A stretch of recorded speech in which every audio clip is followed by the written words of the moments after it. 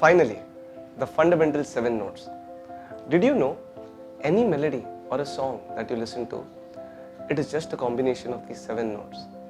Music cannot exist without these 7 notes. कोई भी music या कोई भी melody exist ही नहीं कर सकता without them. In the last lesson, we discussed how you are supposed to make your voice match the tanpura. Across the next few lessons, हम सीखेंगे कि ये 7 notes कौन से होते हैं और उनको उस स्केल पर कैसे गाया जाता है. अभी सिर्फ इनके नाम जान लेते हैं. These 7 notes are सा, रे, ग, म, प, ध, नी. पर इनके पूरे नाम है षडज, ऋषभ, गंधार, मध्यम, पंचम, धैवत, Nishad. In the next lesson, we learn how these notes have been arranged.